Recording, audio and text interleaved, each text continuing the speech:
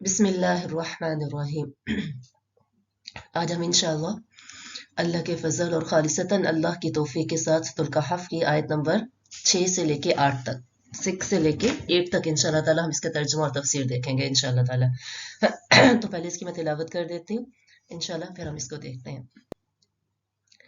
اعوذ باللہ من الشیطان الرجیم، بسم اللہ الرحمن الرحیم۔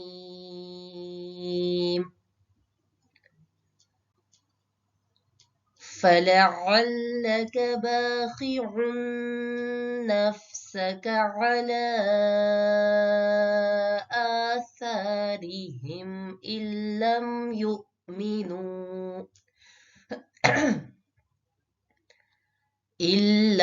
يؤمنوا بهذا الحديث أسفا، إنا جعلنا ما على الأرض زينة لها لنبلوهم أيهم أحسن عملا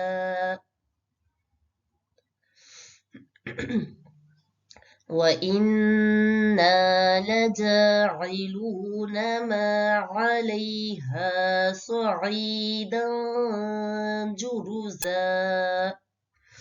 صدق اللہ العظیم۔ فَلَعَلَّكَ بَاخِعٌ نَفْسَكَ، آیت نمبر 6۔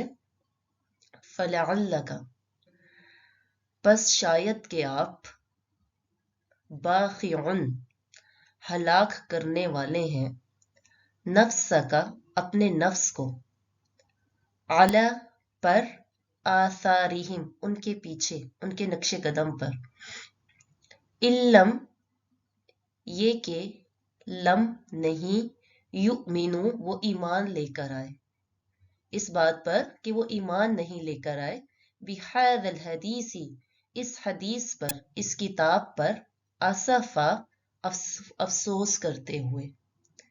فَلَعَلَّكَ بَاخِعٌ نَفْسَكَ، پس شاید کہ آپ ہلاک کرنے والے ہیں اپنے نفس کو، عَلَىٰ آثَارِهِمْ ان کے پیچھے، إِن لَّمْ يُؤْمِنُوا یہ کہ نہیں وہ ایمان لے کر آئے، بِهَذَا الْحَدِيثِ اس بات پر، اسفا افسوس کرتے ہوئے۔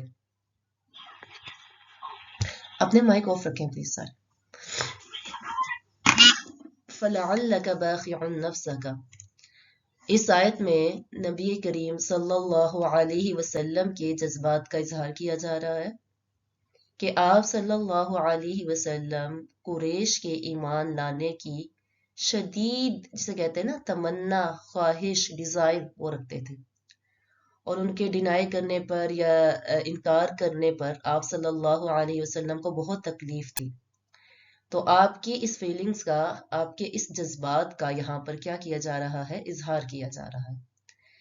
نبی کریم صلی اللہ علیہ وسلم ساری دنیا کے لیے رحمت بنا کر بھیجے گئے تھے، تو آپ کا غم، آپ کی فکر، آپ کا جتنے بھی چیزیں تھیں وہ کیا تھا؟ وہ اسی پر تھا کہ لوگ کیا ہو جائیں؟ ہدایت پا جائیں، لوگ ہدایت پا جائیں۔ تو یہاں پر جو ورڈ یوز کیا گیا ہے وہ ہے باخعن، یہ دیکھیں باخعن۔ باخعن اس کا مطلب ہوتا ہے کہ جب انسان غم کی وجہ سے ہلاک ہو جائے، یہ ورڈ وہاں پہ یوز کیا جاتا ہے کہ جب انسان غم کی وجہ سے ہلاک ہو جائے، ڈائی فرام ڈپریشن، کہ انسان کسی چیز کا ایسا غم دل کو لگا لے کہ وہ اس کی جان ہی لے لے۔ نفس کا کہ آپ اپنی جان کو ہلاک کر دینے والے ہیں، آثارہم یہ ہے اثر کی جمع، اس کا مطلب ہوتا ہے نشانیاں، کسی کے فوٹ سٹیپ جسے کہتے ہیں، علامت قدم، یعنی جب وہ چلے جاتے ہیں انکار کر کے تو آپ صلی اللہ علیہ وسلم ان کے پیچھے، ان کے چلے جانے کے بعد غم لگا لیتے ہیں کہ انہوں نے انکار کیوں کیا ہے۔ اس لیے نہیں کہ وہ آپ کی بات کو جھٹلا رہے تھے، بلکہ اس لیے کہ وہ قرآن کو نہیں مان رہے تھے۔ اب دیکھیں کہ ہمارے غم کیوں ہوتے ہیں. ہم کسی کی ہم کسی کو اگر کوئی بات بتاتے ہیں، ٹھیک ہے، کسی سے کوئی بھی بات کرتے ہیں اور وہ ہماری کسی بات سے ایگری نہیں کرتا، تو ہم اپنی انسلٹ فیل کرتے ہیں. ہمیں اس کا غم لگتا ہے کہ اس نے میرے ساتھ کیا کیا. یعنی آپ صلی اللہ علیہ وسلم کا غم یہ نہیں تھا کہ وہ میرے ساتھ کیا کر رہے ہیں. آپ صلی اللہ علیہ وسلم کا غم یہ تھا کہ وہ اپنے ساتھ کیا کر رہے ہیں، اپنے اوپر کتنا ظلم کر رہے ہیں کہ اگر انہوں نے ہدایت نہ پائی تو وہ سب کے سب کیا ہو جائیں گے، ہلاک ہو جائیں گے. اِلَّمْ يُؤْمِنُوا بِهَذَا الْحَدِيثِ، حدیث یعنی قرآن پر، اگر وہ قرآن پر ایمان نہ لے کر آئے تو ان کا اینڈ کیا ہوگا، ان کا انجام کیا ہوگا، ان کا نتیجہ کیا ہوگا. اور اسفا، افسوس کر کے، یعنی افسوس کر کر کے. اسفا کا لفظ جو ہے نا وہ انتہا، جسے کہتے ہیں نا بہت زیادہ جب گریف یا غم کسی کو پہنچتا ہے نا، یہ اس کے لیے یوز ہوتا ہے. یہ یہاں پہ اسفا کا جو لفظ ہے، اور غصے کے لیے بھی استعمال ہوتا ہے، یعنی دکھ کے لیے بھی استعمال ہوتا ہے اور غصے کے لیے بھی یوز ہوتا ہے. فار ایگزامپل کسی دوست کے چھوڑ جانے پر یا کسی کے چیٹ کرنے پر، تو اور یا جیسے میاں جو ہے اپنی بیوی کو چھوڑ دے یا بیوی جو ہے اپنے خاوند کو چھوڑ دے تو وہ اس کی سپریشن پر صبر نہ کر سکے، ٹھیک ہے، اور وہ اس غم میں اپنے آپ کو ہلاک ہی کر دے. یا بیوی کی اگر اس کے ہسبینڈ نے اسے چھوڑ دیا، دوسری شادی کر لی، تو وہ اپنے آپ کو اتنا غم لگائے کہ اس غم میں اپنے آپ کو ہلاک کر دے اور اسے دنیا کی کوئی نعمت ہی نہ لگے. تو اس فیلنگز کے لیے بھی اسفا کا لفظ جو ہے وہ استعمال ہوتا ہے. اسی طرح جب کوئی آپ کے ساتھ بدتمیزی کرے، مس بہیو کرے، بد اخلاقی کرے، تو جب انسان کو غصہ آتا ہے تو اس کے لیے بھی ایسے ہی اسف کا لفظ استعمال ہوتا ہے. تو اسف کا جو ورڈ ہے یہ دکھ کے لیے بھی استعمال ہوتا ہے اور کس کے لیے، جب غصہ آپ کو آئے اس کے لیے بھی یوز ہوتا ہے. تو قریش مکہ چونکہ آپ صلی اللہ علیہ وسلم کی فیملی بھی تھی، اس میں آپ کے ہم وطن بھی تھے، آپ کے دوست بھی تھے، تو ان کا اعراض کرنا آپ کے لیے کیا تھا، ایک تکلیف کا باعث تھا. تو آپ کی حالت کو یہاں پہ مشابہت دی گئی ہے کہ جیسے کسی عزیز پیارے نے اس کو چھوڑ دیا ہو، تو جب انسان کا کیا حالت ہوتی ہے اس کے چھوڑ جانے پر، وہ اپنے آپ کو ہلاک کر رہا ہوتا ہے. اسی طرح ان لوگوں کے دین کو قبول نہ کرنے کی وجہ سے بھی آپ کیا کر رہے ہیں، اپنے آپ کو افسوس کر کر کے ہلاک کر رہے ہیں. کیونکہ قرآن میں کلیئرلی یہ بات بتا دی گئی کہ آپ ان کے ایمان نہ لانے کی وجہ سے اس غم کا شکار ہیں. اِلَّمْ يُؤْمِنُوا، آپ کا غم یہ نہیں تھا کہ انہوں نے آپ کو جھٹلا دیا، نہیں، کہ وہ ایمان نہیں لے کر آ رہے. اس کے علاوہ قرآن کریم میں کئی اور جگہ بھی نبی کریم صلی اللہ علیہ وسلم کو کنسول کیا گیا، آپ کو تسلی دی گئی کہ آپ جو ہے وہ غم نہ کریں. سورۃ الفاتر میں آتا ہے فَلَا تَذْهَبْ نَفْسُكَ عَلَيْهِمْ حَسَرَاتٍ، کہ آپ جو ہے اپنے نفس کو، اپنی جان کو ان پر حسرت کرنے کی وجہ سے ہلاک نہ کریں. انہوں نے آپ پر فَإِنَّ اللَّهَ يُضِلُّ، اللہ جسے چاہتا ہے وہ کیا کرتا ہے، گمراہ کرتا ہے، اور جسے چاہے ہدایت دیتا ہے. تو آپ ان پر حسرت کرتے ہوئے فرتے غم میں اپنی جان کو نہ جانے والے بنائیں، اپنی جان کو ان کے پیچھے نہ گنوائیں، ٹھیک ہے، کیونکہ اللہ کے ہاتھ میں کیا ہے، ہدایت ہے. اسی طرح سورۃ الشعراء میں آتا ہے فَلَعَلَّكَ بَاخِعٌ نَفْسَكَ أَلَّا يَكُونُوا مُؤْمِنِينَ، آپ اپنے نفس کو ہلاک کر دینے والے ہیں اس بات پر کہ وہ ایمان نہیں لے کر آ رہے. اسی طرح سورۃ النحل میں آتا ہے وَاصْبِرْ وَمَا صَبْرُكَ إِلَّا بِاللَّهِ، اور صبر کریں آپ اس پر، ٹھیک ہے، اور صبر کیجئے اور آپ کا صبر کرنا اللہ ہی کے ساتھ ہے. وَلَا تَحْزَنْ عَلَيْهِمْ، اور نہ آپ غم کریں ان پر، آپ ان پر غم زدہ نہ ہو. وَلَا تَكُ فِي ضَيْقٍ مِّمَّا يَمْكُرُونَ، اور نہ آپ جو ہے وہ تنگی محسوس کریں، اپنے سینے میں کسی بھی قسم کی تنگی محسوس نہ کریں. وہ جو پلاننگز کرتے ہیں، وہ جو تدبیریں کرتے ہیں، تو آپ اس کے بارے میں غم زدہ نہ ہوں. سورۃ المائدہ میں آپ اللہ تعالیٰ نے ارشاد فرمایا فَلَا تَأْسَ عَلَى الْقَوْمِ الْكَافِرِينَ، آپ کافرین قوم پر مایوس نہ ہوں، ان کی حالت پر آپ افسوس نہ کریں، افسردہ نہ ہوں. اللہ کے ہاتھ میں کیا ہے، ہدایت ہے. آپ کا کام کیا ہے، آپ نے کیا کرنا ہے، فَإِنَّمَا عَلَيْكَ الْبَلَاغُ وَعَلَيْنَا الْحِسَابُ، آپ کا کام صرف پہنچانا ہے، آپ کا کام صرف پہنچانا ہے، حساب لینا وہ ہمارا کام ہے.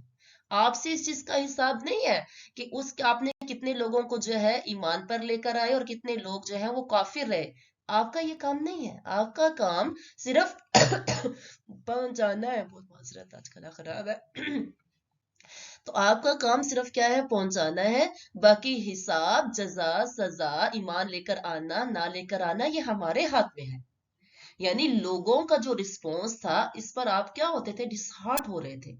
لیکن آپ دیکھیں ہم لوگوں کے غم کیا ہوتے ہیں. ہم کس بات پر اپنے آپ کو ہلاک کرتے رہتے ہیں؟ جب لوگ ہمارا حق نہیں دیتے، لوگ ہمارے ساتھ بدسلوکی کرتے ہیں، لوگ بد اخلاقی کرتے ہیں، تو ایسے میں ہمیں افسوس بھی ہوتا ہے، غصہ بھی آتا ہے. اور بعض لوگ تو یہاں تک کرتے ہیں کہ اپنے آپ کو تکلیف پہنچاتے ہیں، ٹارچر کرتے ہیں، ٹکرے مارتے ہیں، نوچتے ہیں. آپ کبھی بچوں کو دیکھیں کھیل کھیل میں اگر کوئی کھلونا ٹوٹ گیا ان کا، یا کسی کھیل کے دوران کسی بچے نے ان کے ساتھ زیادتی کر لی، کس طرح چیخیں مار مار کے روتے ہیں، اپنے آپ کو تکلیف بھی پہنچانے لگ رہے ہوتے ہیں کہ کیا ہو گیا میرے ساتھ نا. اسی طرح جو بڑے لوگ، کچھ لوگ ہوتے ہیں وہ کیا کر لیتے ہیں؟ سوئسائڈ تک کر لیتے ہیں کہ انسلٹ بہت ہو گئی ہے، بہت بےزتی ہو گئی ہے میری، ہماری بات ہی نہیں سنی گئی. بعض لوگ محبت کے بڑے پیارے رشتے چھوٹی چھوٹی باتوں پر ہمیشہ کے لیے جدا ہو جاتے ہیں کہ ہمارے ساتھ وہ سلوک نہیں کیا گیا جو ہم ڈیزرو کرتے تھے. بعض ریلیشن صرف اس وجہ سے خراب ہو جاتے ہیں کہ ہمیں جو ہے انہوں نے پوچھا نہیں، فلاں موقع پر ہماری بات نہیں پوچھی گئی، ہمیں شادی پہ نہیں بلایا گیا، یا ہمارے ساتھ یہ سلوک کیا گیا. ہم انسان ہے نا، کیا کریں؟ نیچرلی یہ چیزیں ہمارے دل میں نہ چاہتے ہوئے بھی آتی ہیں، لیکن ان کو کنٹرول کرنا یہ ہمارے اپنے بس میں ہے. اگر دیکھا جائے تو ہمارے غم بالکل مختلف ہیں. اسی طرح ہمارا غصہ بھی. ہم جب کوئی دعوت کا کام کرتے ہیں، تعلیم کا کام کرتے ہیں، اور لوگ جو ہے اس پر توجہ نہ دیں، ٹھیک ہے، لوگ اس کو نہیں سنیں تو ہمیں غصہ کرنے لگ جاتے ہیں. تو یہاں نبی کریم صلی اللہ علیہ وسلم کا سٹیٹس، ان کا اخلاق، ان کا مورال اس لیے ہائی ہے کہ آپ صلی اللہ علیہ وسلم کا غم اور غصہ کسی اور وجہ سے تھا. ہم دیکھتے ہیں کہ ایون کے پیغمبروں کے اندر بھی جب وہ اپنی قوم سے بالکل ہوپلیس ہو گئے، بالکل مایوس نا امید ہو گئے، تو انہوں نے ان کے لیے بد دعا کی، جیسے نوح علیہ السلام نے اپنی قوم کے لیے کی کہ جب دیکھا کہ بالکل بھی کریکشن کی کوئی گنجائش نہیں رہی تو کیا کہا؟ یا اللہ تو اس زمین پر کسی بھی کافر کا گھر نہ چھوڑ، لا تذر علی الارض من الکافرین دیارا، کہ یا اللہ تو زمین پہ کوئی بھی کافروں کا گھر نہ چھوڑ. اسی طرح جب حضرت موسیٰ علیہ السلام کوہ طور سے واپس آئے اور ان کے پیچھے بنی اسرائیل نے بچڑے کو معبود بنا لیا سامری کے کہنے پر، تو آپ کو بہت ہی غصے کی حالت میں واپس آئے. قرآن کریم میں الفاظ آتے ہیں غضبان آسفا، افسوس کرتے ہوئے غصے کی حالت میں واپس آئے. تو اصل میں بات یہ ہے کہ ہم لوگ جو ہے وہ جلد ہی تبدیلی چاہتے ہیں، چینج چاہتے ہیں. ہم بہت جلد اپنی بات منوانا چاہتے ہیں، جلد ہی اپنے آپ کو ریکگنائز کروانا چاہتے ہیں، جلدی جو اپریسیشن چاہتے ہیں. تو یہ چیزیں ہمارے اندر پھر کیا کرتی ہیں؟ فرسٹریشن پیدا کرتی ہیں، غم اور غصہ پیدا کرتی ہیں. تو ہمیں ان سب چیزوں کا جو ہے وہ رسپونس بڑے ہی پیشنٹلی، بڑے ہی صبر سے دینا ہے، اور آپ صلی اللہ علیہ وسلم کے طریقوں کو فالو کرنا ہے. نبی کریم صلی اللہ علیہ وسلم کو اللہ نے تسلی دی ہے کہ اگر یہ لوگ نہیں مانتے تو آپ فکر نہیں کریں، یہ آپ کا قصور نہیں ہے. ایک اور جگہ میں آتا ہے سورۃ غاشیہ میں، فذکر، بس آپ نصیحت کیجیے، انما انت مذکر، آپ کا کام کیا ہے؟ صرف نصیحت کرنا ہے. لست علیہم بمسیطر، آپ ان پر کوئی دروغہ نہیں لگے ہوئے، آپ ان کو جو ہے کوئی گائیڈ کرنے والے زبردستی ان کو لے کر نہیں آ سکتے ہدایت پر. تو ہم چاہتے ہیں کہ جب ہم تعلیم کا کام کریں، ہم جب دعوت کا کام کریں تو لوگ ہماری بات سنیں اور سننے کے فوراً بعد اپنا عمل چینج کر لیں. تو ایسا نہیں ہوگا. ہمارا کام صرف پہنچانا ہے، آگے ان کو ہدایت پر لے کر آنا، ان کے اندر تبدیلی لے کر آنا، یہ اللہ کے ہاتھ میں ہے. یہاں پہ ایک اور چیز کا بھی جائزہ لینا چاہیے، کیا ہمارے اندر بھی انسانیت کا اتنا غم اور دکھ ہے کہ لوگ اللہ کی اطاعت کیوں نہیں کر رہے؟ ہم اپنے بچوں کو ہی دیکھیں، اب اپنے باہر نہیں دیکھتے انسانیت کو، اپنے گھر سے ہی ہم اگر سٹارٹ لیں بچوں کو دیکھیں کہ اگر وہ نماز نہیں پڑھتے تو ہمیں کتنا دکھ ہوتا ہے، اور اگر وہ اسکول میں فیل ہو جائیں تو ہمارے غم کا کیا حال ہوتا ہے. خود دیکھ لیں، اپنے آپ کو ہم سب دیکھیں، اپنا جائزہ لیں. تو ہمارے غم دنیا بن چکے ہیں، ہمارے غم آخرت نہیں ہے. اور وہ شخص اتنا ہی زیادہ ہرٹ ہوتا رہتا ہے جتنا وہ دنیا کی چیزوں پہ دکھ کرتا ہے. اور جب انسان کا غم آخرت کا غم ہو جاتا ہے تو اس پر اجر بھی ہے، اور اگر وہ انسان دنیا میں کسی نتیجے پر، کسی منزل پر، کسی ڈیسٹینیشن پر نہیں بھی پہنچتا تو بھی اس کے لیے تسلی ہوتی ہے۔ کیا تسلی ہوتی ہے؟ کہ ہدایت دینے والا اللہ ہے۔ اگر آج ہمارے بچے ہدایت پر نہیں ہیں لیکن ہم اپنا کنسرن شو کر رہے ہیں، ہم ہدایت کی بات کر رہے ہیں، ہم ان کو بار بار بتا رہے ہیں، دعا بھی کر رہے ہیں، تو ایک دن اللہ ان کو ہدایت دے گا، کیونکہ ہدایت ہمارے ہاتھ میں نہیں ہے۔ اِنَّكَ لَا تَهْدِي مَنْ أَحْبَبْتَ، بے شک آپ نہیں ہدایت دے سکتے اس شخص کو جس سے آپ محبت کرتے ہیں، احببتا، جسے آپ محبوب رکھتے ہیں۔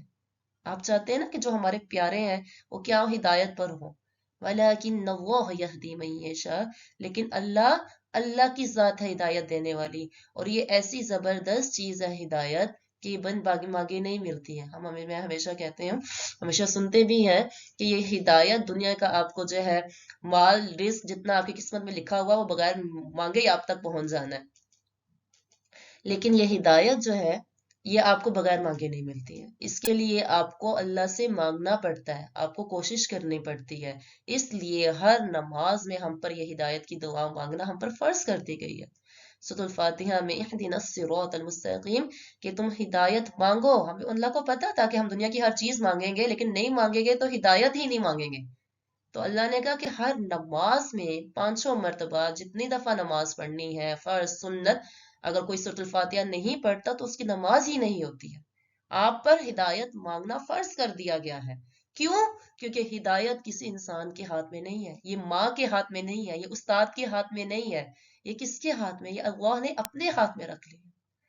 آپ نے صرف ان کو پہنچانا ہے، ان کی تربیت اچھی کرنی ہے، پیغام کو پہنچانا ہے، آگے دعا کرنی ہے، کیونکہ ہدایت دینا اللہ کے کام ہے۔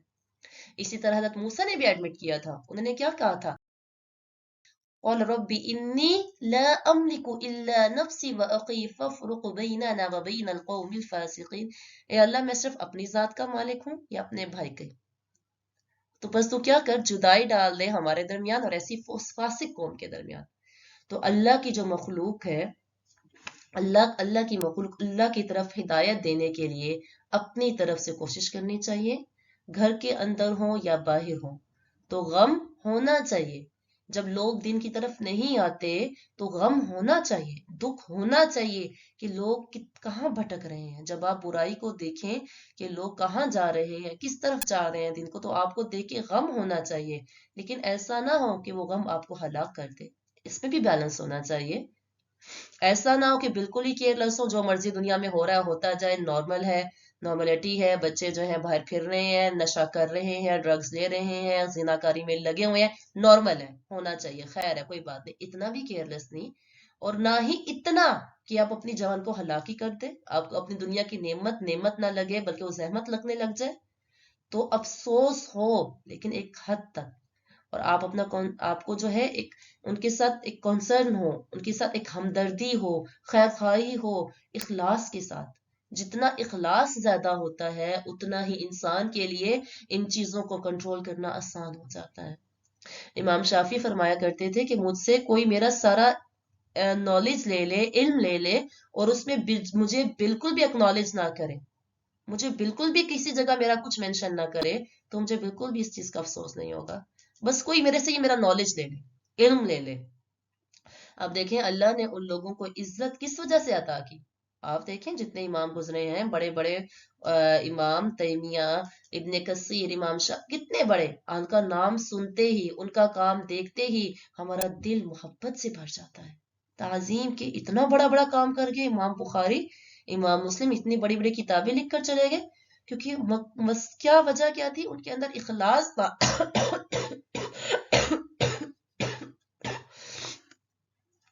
انہوں نے یہ کام کسی شہرت کی وجہ سے نہیں کیا تھا۔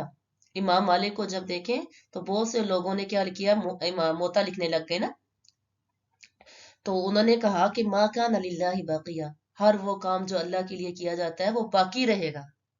یاد رکھیے گا، جو کام ہم اللہ کے لیے کرتے ہیں نا وہ باقی رہے گا، اور جو آپ اس دنیا کے لیے کرتے ہیں نا وہ اس دنیا میں ہی ختم ہو جائے گا، اور دنیا میں بھی ہمیشہ کے لیے نہیں رہے گا۔ 2 سال 1 سال 1 مہینہ اس سے زیادہ وہ کام نہیں چلتے ہیں. تو جو کام اللہ کے لیے کیے جاتے ہیں وہ کام ہمیشہ باقی رہتے ہیں. تو ہمیں اس بات سے گھبرانا نہیں ہے کہ کتنے لوگ لکھ رہے ہیں. اور کہا کرتے تھے کہ جو کتاب میں نے 40 سال میں لکھی ہے تم اسے 40 دن میں پڑھنا چاہتے ہو. اسی طرح قرآن کریم جو ہے وہ 23 سال میں نازل ہوا اور ہم چاہتے ہیں کہ ہم 1 مہینے میں اس کے جو ہے ماہر بن جائیں. ہمیں 1 مہینے میں یا 1 سال میں قرآن جو ہے 1 سال تو میں زیادہ بیان کر رہی ہوں. لوگ چاہتے ہیں پڑھنے آتے ہیں مہینہ ہو گیا ہے ابھی تک ہم نے کچھ سیکھا ہی نہیں ہے. ابھی تک آپ نے ہمیں سکھایا کیا ہے؟ ہم وہیں پر کھڑے ہیں. تو قرآن پاک آپ صلی اللہ علیہ وسلم جو بہترین شخص اس دنیا کے بہترین انسان ان پر اترا اور عربوں پہ جن کی وہ زبان تھی 23 سال میں اترا اور ہم چاہتے ہیں کہ ہمیں یہ قرآن 1 مہینے میں پڑھنا آ جائے. ایسا نہیں ہوگا. تو کیا حقیقت یہ ہے کہ انسان اخلاص استقامت کے ساتھ نیکی کے کاموں میں لگا رہے آگے بڑھتا جائے. اگر دنیا میں کوئی رزلٹ نہیں بھی نکلتا تو آخرت میں انسان سرخرو ہو جائے گا. وہ کہے گا یا رب میرے اوپر امتی ہونے کے ناطے جو رسپانسبلٹیز تھی لوگوں کو نیکی کی طرف بلانے کی برائی سے روکنے کی وہ اپنی حیثیت کے مطابق ادا کرتی ہیں. میں اپنا حقیر سا سرمایہ تیری خدمت میں پیش کرتا ہوں. باقی کمی پیشی کا حساب تو جانتا ہے اللہ. انسان اپنی کوششوں کو کبھی بھی بڑا نہ سمجھے کیونکہ حقیقت میں ہماری جو سٹرگلز ہیں ہمارے جو ایفرٹس ہیں وہ سمندر میں ایک ڈراپ ایک قطرے کے برابر بھی نہیں ہے. ہم کہتے ہیں نا کہ ہم دین کا اتنا کام کر رہے ہیں یا دین کا کام ہم نمازیں پڑھ رہے ہیں کلاسز لے رہے ہیں پڑھنے پڑھا رہے ہیں. ہماری کوششیں یہ جو ہے نا یہ سمندر میں قطرے کے برابر بھی نہیں ہے. تو کبھی بھی اپنی کوششوں کو بڑا نہ سمجھیں کیونکہ اس وقت کتنی ضرورت ہے. آپ دیکھیں لوگوں کو خیر تک خیر پہنچانے کی. لوگوں کے دل اس وقت سافٹ ہے. وہ لوگ اللہ کی بات سننا چاہتے ہیں اللہ کی طرف آنا چاہتے ہیں لیکن ان کو راستہ نہیں مل رہا. یا کوئی ان کو خوف زیادہ کر رہا ہے یا کوئی ان کو جھوٹی امیدیں دلوا رہا ہے. کوئی بہت زیادہ خوف زدہ بہت گناہ کر لیے اب جا کے تم نے کرنا ہے چھوڑو اتنا عرصہ نے قرآن پڑھا اب کیا پڑھنا ہے. کوئی نے جھوٹی امیدیں دلوا رہا ہے. خیر ہے اللہ پاک بہت غفور الرحیم ہے معاف کرنے والا ہے تو تمہیں معاف بخشش تو ہو ہی جائے گی. امتی ہے نا بخشش تو ہو جائے گی تو چھوڑو پھر کبھی دنیا میں آئے ہیں تھوڑا سا دنیا جی لیں. تو ضرورت اس بات کی ہے کہ ایسے وقت میں لوگوں کو اللہ کی طرف رجوع کرنے کی دعوت دی جائے اور پیار محبت کے ساتھ اپنے آپ کو حقیر سمجھتے ہوئے اگر آپ اپنے آپ کو بڑا سمجھتے ہوئے لوگوں کو دین کی دعوت دیں گے نا وہ کبھی بھی دین کی طرف نہیں آئیں گے. اپنے آپ کو ہمیشہ حقیر اپنے جو ہے ویک پوائنٹ بتا کے کہ ہم تو خود بھی ایسے ہیں یقین کریں بس اللہ کی نے تھوڑی بہت توفیق ہوئی ہے تو کام ہو رہا ہے نہیں تو ہم خود اس قابل نہیں ہیں. اپنے آپ کو چھوٹا سمجھتے ہوئے کیونکہ جو اس وقت اللہ کے دین کو پڑھ رہا ہے پڑھا رہا ہے عمل بھی کر رہا ہے تو اللہ کی خاص رحمت میں ہے. اسے چاہیے کہ اس رحمت میں وہ دوسروں کو بھی شریک کرے.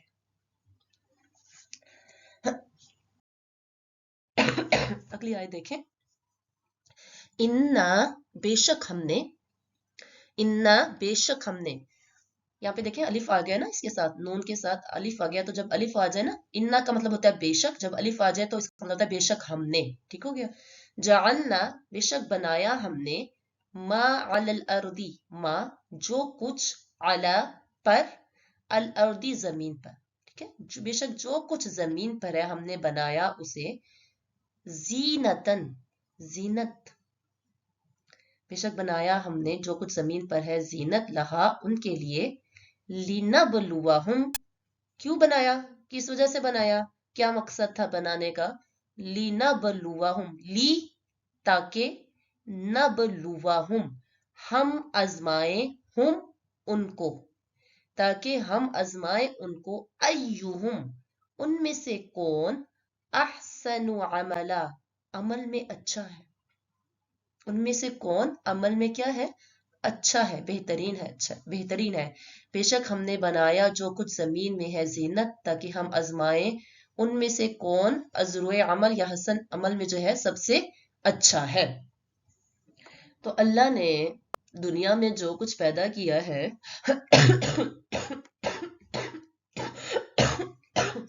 وہ انسان ہو یا جانور پہاڑ پودے درخت کھانے پینے کی چیزیں یہ سب زینت ہے خوبصورتی کی چیزیں ہیں. چاہے وہ اللہ نے بنائی ہیں یا انسانوں کے ذریعے اللہ نے بنوائی ہیں، یہ سب کی سب کیا ہے؟ زینت ہے، خوبصورتی ہے۔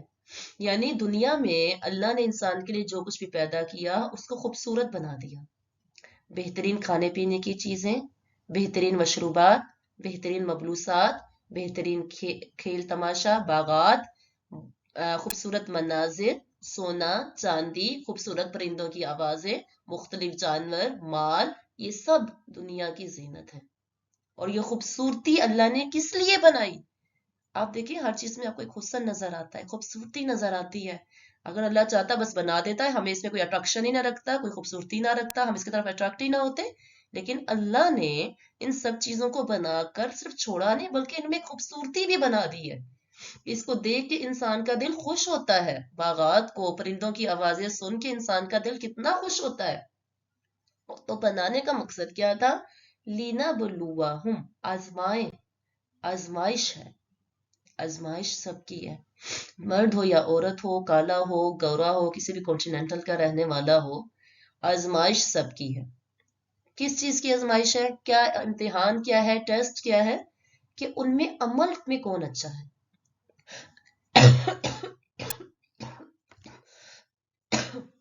بہت معذرت آج۔ تو یہاں پہ فیل نہیں کہا گیا، آپ یہاں پہ نوٹس کریں، عمل احسن فعلا، ایک ہوتا ہے فیل، ٹھیک ہے نا، اردو والے لوگ جانتے ہیں فیل کا مطلب ہوتا ہے کام کرنا، اور عمل کا مطلب بھی کیا ہوتا ہے؟ کام۔ تو یہاں پہ فیل کا فاعل نام فعل کا لفظ نہیں یوز کیا گیا، کیونکہ جو فیل ہوتا ہے نا وہ ایکشن ہوتا ہے جو آپ اپنے جوارے یعنی باڈی پارٹ سے کرتے ہیں۔ کیا مطلب؟ یعنی ایک چیز کو ہٹا کر، ایک جگہ سے ہٹا کر دوسری جگہ لے کر جانا، کہتے ہیں نا یہ برتن اٹھا کے کچن میں رکھ دیں، یہ چیئر کو صحیح کر کے فکس کر کے رکھ دیں، اپنے باغ کو اپنی جگہ میں رکھیں، ہے نا، اس طرح کی چھوٹی چھوٹی چیزیں جو آپ اپنے ہاتھوں سے کرتے ہیں، ٹھیک ہے۔ لیکن جو عمل ہوتا ہے اس میں آپ کا قلب یعنی ہارٹ بھی شامل ہوتا ہے، آپ کا دل بھی شامل ہوتا ہے۔ تو گویا احسن عمل میں دل کی سوچ بھی شامل ہے، آپ کی نیت بھی شامل ہے، آپ کی زبان سے جو کچھ نکلتا ہے وہ بھی شامل ہے، اور عمل ہے، ٹھیک ہے، جو کچھ آپ کر رہے ہیں وہ بھی شامل ہے۔ عمل میں آپ کا دل کے اندر کیا ہے، آپ کا انٹینشن کیا ہے، آپ کی سوچ کیا ہے، آپ کی زبان سے کیا نکل رہا ہے، اور آپ کے ہاتھ سے کیا عمل ہو رہا ہے، یہ سب چیزیں کیا ہوتی ہیں؟ عمل میں شامل ہوتی ہیں۔ جبکہ فعل میں صرف ہاتھوں کا کام ہے کہ ہاتھ اٹھا کے ادھر سے وہ چیز رکھ رہا ہے، یہ کام وہ کر رہا ہے، آپ اپنے جواروں سے جو کام کر رہے ہیں، ٹھیک ہو گیا۔ تو اس میں جو کچھ بھی ہے وہ کیا ہے؟ امتحان ہے۔ امتحان اصل میں کیا ہے کہ اس رونق کے اندر رہ کے کون احسن عمل پر توجہ دیتا ہے، کہ اس زینت میں رہ کر، اتنی ساری اللہ نے زینتیں بنا دی ہمارے لیے، اس میں رہ کر کون اپنے اچھے عمل کی طرف توجہ دیتا ہے۔ اس کا مطلب یہ نہیں ہے کہ ہم نے اس رونق کو چھوڑ دینا ہے، کنارہ کش ہو جانا ہے، ہم نے راہبوں کی طرح جو ہے وہ پہاڑوں پہ چلے جانا ہے، نہیں نہیں نہیں، اپنی ضرورت بھر اس سے فائدہ اٹھانا چاہیے، کیونکہ اللہ تعالیٰ نے جو بھی پیدا کیا ہے وہ انسان کے لیے پیدا کیا ہے۔ دنیا کی ہر ایک چیز، ہر سورج چاند ستارے، اللہ نے یہ سب کی سب چیزیں ہماری خدمت کے لیے پیدا کر دی ہیں، یہ سب کی سب چیزیں ہمارے لیے بنا دی ہیں۔ سورج نکل رہا ہے ہمیں روشنی دے رہا ہے، چاند آ رہا ہے، درخت پودے جتنی چیزیں ہیں اللہ نے وہ سب کی سب انسانوں کے لیے بنائی ہیں، اور انسان کو اللہ نے اپنے لیے بنایا ہے، اپنی عبادت کے لیے بنایا ہے۔ تو ان سب چیزوں سے ہمیں فائدہ اٹھانا ہے۔ کیوں اٹھانا ہے؟ اللہ یہ سب ان اللہ جمیل یحب الجمال، اللہ تعالیٰ خوبصورت ہے، خوبصورتی کو پسند کرتا ہے۔ تو اچھے کپڑے پہننا، زینت اختیار کرنا یہ ممنوع نہیں ہے، کیونکہ اللہ تعالیٰ خود خوبصورت ہے، اور اللہ نے ہر چیز میں خوبصورتی پیدا کی ہوئی ہے۔ تو خوبصورتی اختیار کرنا، ان زینت کی چیزوں سے فائدہ اٹھانا یہ منع نہیں ہے، یہ بالکل نہیں منع۔ اسی طرح آپ دیکھیں اللہ نے گھوڑے بنائے، خچر بنائے، یہ سواری کے لیے بھی کام کرتے ہیں اور زینت بھی ہیں۔ گھوڑے دیکھیں کتنے خوبصورت ہوتے ہیں، کچھ گھوڑے دیکھیں کتنے پیارے پیارے، کتنے خوبصورت، وائٹ کلر کے یا براؤن کلر کے، اتنے پیارے لگ رہے ہوتے ہیں کہ ان کو دیکھیں سبحان اللہ منہ سے نکلتا ہے۔ تو وہ صرف سواری کا کام نہیں کر رہے، اسے دیکھ کے دل خوش ہوتا ہے۔ تو اللہ نے صرف انہیں کام کے لیے نہیں بنایا، ان کے اندر ایک حسن، ایک بیوٹی، ایک زینت رکھی ہوئی ہے۔ اسی طرح اللہ تعالیٰ نے مال اور بیٹے، اللہ نے فرمایا المال والبنون زینت الحیات الدنیا، مال اور بیٹے انہیں دیکھ کے دل خوش ہوتا ہے. یہ دنیا کی زینت ہے، دنیا کی زینت ہے. والباقیات الصالحات، اور باقی جو رہنے والی چیزیں ہیں الصالحات، صالح نیکیاں ہیں. یہ دنیا میں رہ جائیں گے یہ مال اور بیٹے، اور باقی رہنے والی چیز ہے وہ نیکیاں ہیں جو بہتر ہیں تیرے رب کے پاس، ثواب کے لحاظ سے بھی اور آرزو کے لحاظ سے بھی. لیکن ساتھ ہی امتحان بھی ہے. ٹھیک ہے، تو نبی کریم صلی اللہ علیہ وسلم نے فرمایا کوئی شک نہیں دنیا سرسبز ہے اور میٹھی ہے، اور اللہ نے تم کو پچھلوں کا جانشین بنائے گا، اور وہ دیکھے گا تم عمل کیسے کرتے ہو. تو اصل میں ہمارے اعمال کا حساب ہے کہ ہم عمل کیسے کرتے ہیں. آزمائش کس چیز کی ہے؟ کہ ہم ان تمام چیزوں میں، ان تمام زینتوں میں رہتے ہوئے ہمارا عمل کیا ہے، ہم کس طرح کی زندگی گزار رہے ہیں. اب یہاں پہ ایک اور پوائنٹ ہے، یہاں پہ کثرت عمل کی بات نہیں کہی گئی ہے. یہ نہیں کہا گیا کثر عمل، یہ نہیں کہا گیا. اللہ نے حسن عمل کی بات کی ہے، کثرت عمل کی بات نہیں کہی. ٹھیک ہے، یعنی یہ نہیں کہا کہ کس کا عمل زیادہ ہے، کیونکہ ہو سکتا ہے کہ کوئی 2 نفل پڑھے جو دوسرے کی 200 رکعتوں پر بھاری ہو اس کے خشوع اور خضوع کی وجہ سے. سم ٹائم کیا ہوتا ہے ہم صرف خانہ پوری کر رہے ہوتے ہیں نا جیسے چلو ٹھیک ہے تہجد ہوگی، چاشت ہوگی، اشراق ہو گئی، قرآن پاک کی تلاوت ہوگی، ذکر ہو گیا، ٹک ٹک ٹک ٹک ٹک یہ کر رہے ہوتے ہیں. ہم یہ نہیں دیکھتے کہ اس کی کوالٹی کیا ہے. ہم کوانٹٹی پر جو ہے وہ کام کر رہے ہوتے ہیں کہ کسی کا کام زیادہ ہے، کس کا نام زیادہ ہے، نہیں، کس کا اخلاص زیادہ ہے اور کس کا طریقہ درست ہے. بہرحال اس آیت میں زندگی کا مقصد بتایا گیا ہے، اور سورۃ الملک میں بھی اللہ تعالیٰ ارشاد فرماتے ہیں الذی خلق الموت والحیات لیبلوکم ایکم احسن عملا. اللہ نے یہ جو موت اور زندگی کا سلسلہ بنایا ہے، یہ بنانے کی مقصد کیا ہے؟ تو کہ تمہیں آزمائے کہ تم میں سے کون جو ہے وہ اچھے عمل کرتا ہے. تو اگر کوئی پوچھے زندگی کا مقصد کیا؟ اچھے عمل ہے، کہ ہم میں سے کون جو ہے وہ اچھے عمل کر رہا ہے. تو دنیا جو ہے وہ دارالعمل ہے، کام کی جگہ ہے. علی ابن طالب فرمایا کرتے تھے دنیا پیٹ پھیرنے والی ہے اور آخرت سامنے سے آ رہی ہے. انسانوں میں دنیا اور آخرت دونوں کے چاہنے والے ہیں، بس تم آخرت کے چاہنے والے بنو اور دنیا کے چاہنے والے نہ بنو. آج عمل کا وقت ہے، حساب نہیں ہے، کل حساب ہوگا اور عمل نہیں ہے. پھر یہ بھی یاد رکھنا چاہیے کہ اچھے کام کرنے والوں کے لیے اللہ کے ہاں اجر بھی بہت ہے. یعنی صرف یہ نہیں ہے کہ احسن عمل ہے بس دیکھے گا اللہ اچھے عمل ہوئے یا نہیں ہوئے، اگر اچھے عمل ہوئے تو ٹھیک ہے. نہیں نہیں نہیں، ایسا نہیں ہے، بلکہ احسن عمل کرنے والوں کے لیے جزا بھی ہے، اور وہ انسان کو دنیا اور آخرت دونوں میں ملتی ہے. سورۃ النحل میں اللہ تعالیٰ ارشاد فرماتے ہیں للذین احسنوا فی ہذہ الدنیا حسنہ. وہ لوگ، ان لوگوں کے لیے جو نیکیاں کرتے ہیں، احسنوا اچھے عمل کرتے ہیں، اس دنیا میں بھی اچھائی ہے.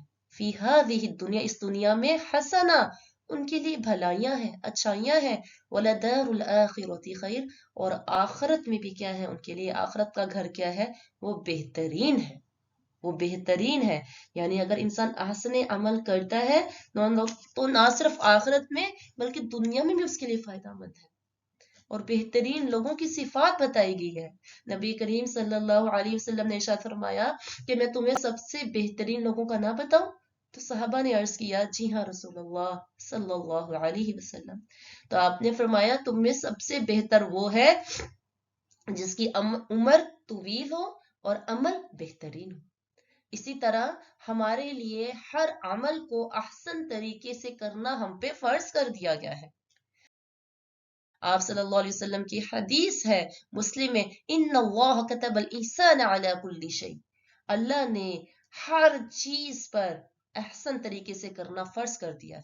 ان اللہ بے شک اللہ نے کتبہ لکھ دیا ہے احسان کو، اچھے طریقے سے کام کرنے کو، علی کل شیء ہر چیز پر، ہر چیز پر ہمارے لیے اچھے طریقے سے عمل کرنا ہمارے لیے فرض کر دیا گیا ہے. اور ہمیں اپنے پورے اسلام کو احسن بنانا چاہیے.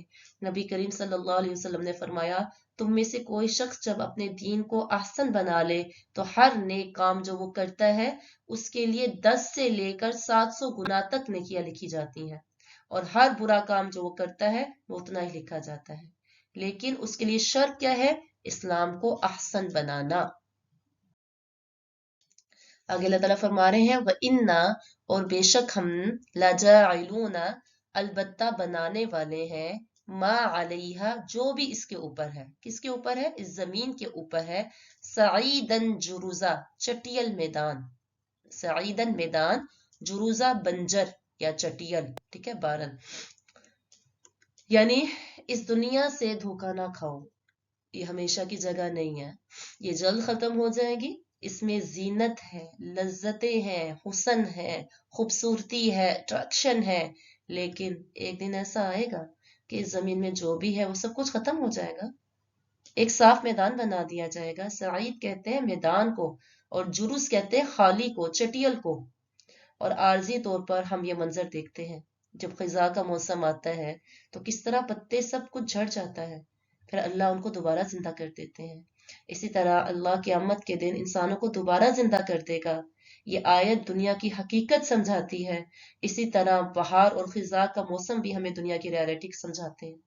تو یہاں پر آپ صلی اللہ علیہ وسلم کو تسلی بھی دی گئی کہ آپ فکر نہ کریں، اس دنیا کی جن لذتوں اور خواہشوں کی وجہ سے کفار آپ سے عداوت رکھتے ہیں کہ آپ ہمیں ایسا دین دے رہے ہیں جس کی وجہ سے دنیا کی بہت سی چیزیں چھوڑنی پڑے گی، تو یہ دنیا ختم ہو جائے گی اور سب کو لوٹ کر آنا ہے، اور ہم ان کو جزا سزا دیں گے۔ دنیا کی زندگی محض دھوکے کا سامان ہے۔ اللہ تعالیٰ فرماتے وَمَا الْحَيَاةُ الدُّنْيَا إِلَّا مَتَاعُ الْغُرُورِ، اور نہیں ہے دنیا کی زندگی مگر ایک دھوکے کا سامان۔ دھوکا کیا ہوتا ہے؟ انسان کسی کے وعدے پر اعتبار کر لیتا ہے، کسی کی حقیقت کچھ سمجھتا ہے اور وہ ہوتا کچھ اور ہے۔ اسی طرح دنیا قلیل ہے اور آخرت کے مقابلے میں اس کی کوئی حقیقت نہیں ہے۔ کیا حقیقت ہے؟ مچھر کے پر کے برابر بھی نہیں ہے۔ یا آپ اپنی انگلی کو اگر کسی دریا میں ڈالے تو کتنی گیلی ہوگی آپ کی؟ اس سے دریا کو کیا نقصان پہنچے گا؟ یہ دنیا کی حقیقت ہے۔ دنیا کی ہر چیز کو زوال ہے۔ دنیا کتنی بھی عمدہ ہو، کتنی بھی حسین ہو، کتنی بھی آپ اسے خوبصورت بنا لیں، جتنی بھی اس میں آپ بڑی بڑی بلڈنگز کھڑی کر لیں، جتنی بھی اس میں ٹیکنالوجی کر لیں، اس کی حقیقت کیا ہے اللہ کے نزدیک؟ ایک کٹی ہوئی کھیتی کی طرح ہے۔ اس میں اللہ تعالیٰ فرماتے ہیں بے شک دنیا کی زندگی کی مثال کیا ہے اللہ کے ہاں؟ کما ان انزلنا، ایک پانی کی طرح ہے۔ انزلنا کہ اللہ اسے آسمان سے نازل کرتا ہے، فاختلط به نبات الارض، بس کیا ہوتے ہیں؟ بس اللہ اس کے ذریعے سے زمین کی کھیتی کو اگاتا ہے، ٹھیک ہے؟ پانی جب آتا ہے، ظاہری بات ہے، ہم سب کو پتا ہے، تو اسے کیا ہوتا ہے؟ زمین میں جاتا ہے اور فصلیں وغیرہ اگتی ہیں، مما یاکل الناس والانعام، اور اس سے پھر کیا ہوتا ہے؟ لوگ بھی کھاتے ہیں اور جانور بھی کھاتے ہیں۔ حتی اذا اخذت الارض زخرفها، یہاں تک کہ جب زمین اپنی زردی کو پکڑتی ہے، وزینت، اور وہ کیا ہو جاتی ہے؟ خوبصورت ہو جاتی ہے، مزین ہو جاتی ہے، وظن اہلها، اور اس کا جو اہل ہے یعنی جو اس کا مالک ہے وہ یہ گمان کرتا ہے انہم قادرون علیہا، بے شک یہ اس پر قادر ہے، اتاہا، آتا ہے، امرنا، ہمارا حکم، لیلن، رات کے وقت، او نہارن، یا دن کے وقت، فجعلناہا، بس ہم بنا دیتے ہیں اسے، حصیدا، کٹی ہوئی کھیتی کی طرح، چورا چورا، کأن لم تغن بالامس، گویا کہ وہ کل تھی ہی نہیں۔ ایسے کوئی اللہ کا حکم کبھی آتا ہے، کبھی ایسی بارش ہوتی ہے، ایسی ہوا چلتی ہے کہ ساری کی ساری کھیتی برباد ہو جاتی ہے، اور جب انسان گزرتا ہے وہ کہتا ہے واقعی میں کل کچھ تھا یہاں پر یا نہیں تھا؟ تو یہ دنیا کی حقیقت بالکل یہ ہے دنیا کی حقیقت۔ جتنا مرضی آپ اس میں خوبصورت کر لیں، جتنی مرضی آپ اپنے گھر میں لگژریز کر لیں، اس کی حقیقت کیا ہے؟ کھٹی ہوئی کھیتی کی طرح ہے۔ اور یاد رکھیں دنیا کے مقابلے میں آخرت بہتر ہے، وہ باقی رہنے والی ہے۔ والآخرۃ خیر وابقا، آخرت وہ بہترین ہے اور باقی رہنے والی ہے، وہی دار القرار ہے۔ یا قوم انما هذه الحیاۃ الدنیا متاع وان الآخرۃ ہی دار القرار، اے میری قوم، بے شک یہ دنیا کی زندگی ایک دھوکا ہے اور آخرت وہ ہمیشہ باقی رہنے والی ہے، وہ باقی رہنے والا گھر ہے۔ تو اللہ تعالیٰ سے دعا ہے کہ ہمیں جو ہے اللہ تعالیٰ اس صورت کو بہترین طریقے سے پڑھ کر اس پر عمل کرنے کی توفیق عطا فرمائے، اور ہمارے عمل کو اللہ تعالیٰ جو احسن بنائے۔ اللہ تعالیٰ ہم سب کو احسن طریقے سے عمل کرنے کی توفیق عطا فرمائے۔ سبحان اللہ و بحمدہ، سبحانک اللہم و بحمدک، نشہد ان لا الہ الا انت، نستغفرک و نتوب الیک۔ السلام علیکم و رحمۃ اللہ وبرکاتہ۔